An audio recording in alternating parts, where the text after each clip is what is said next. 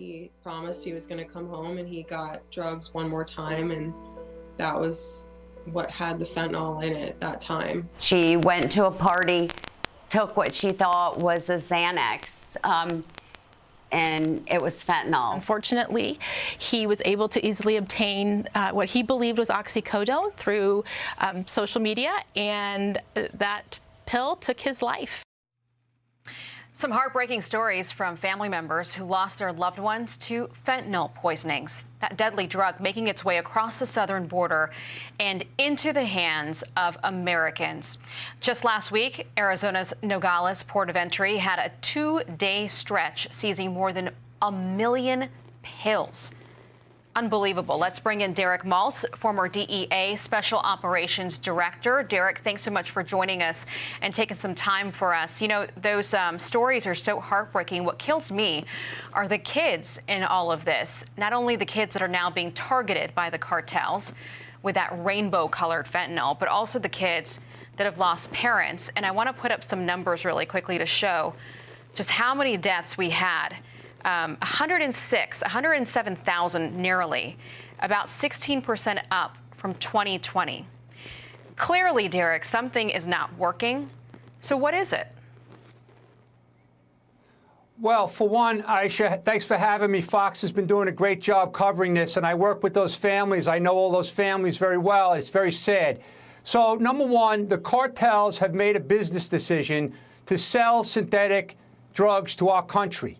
And they have mass amounts of supply right now being produced on a daily basis, and the incentive is very high. If you look at right now, it's less than 15 cents to make a pill, a fake deadly pill. And we just seize like millions, right? We're seizing millions all the time. CBP is doing tremendous work. DEA reported the seizure of 50 million pills this year, right? Law enforcement seizing this stuff all over. The problem is the pill production and the fentanyl production labs are operating with impunity, and the cartels are doing whatever they want. Because the president of Mexico is very soft on crime, just like our president, and the bad guys are taking total advantage.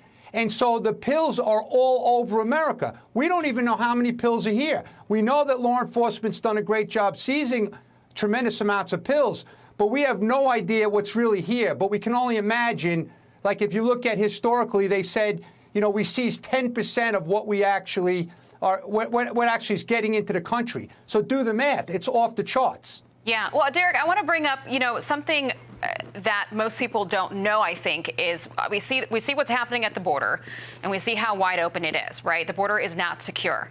But most of the fentanyl is actually slipping in through ports of entry. I was down in San Diego earlier this year, and I got to talk to some Border Patrol agents, and they were telling me that they're about to open up an extra lane just through the drive-through traffic because they were getting ready for Title 42 to end. So maybe help us understand why so much fentanyl is getting through these ports of entries.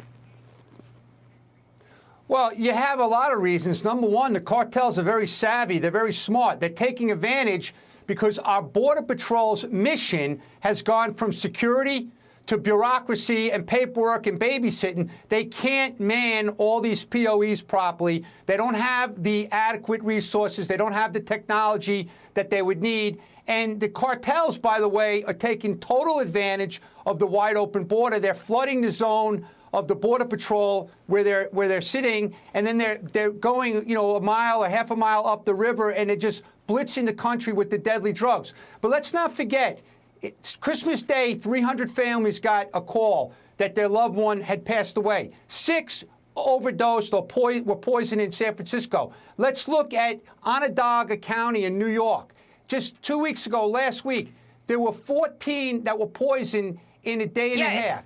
Then if you look at Broome County, New York, 7 dead in 11 days in early December. So this is going to continue until this administration goes after those cartels and pushes the Mexican government to do more. Right now, they're not doing anything.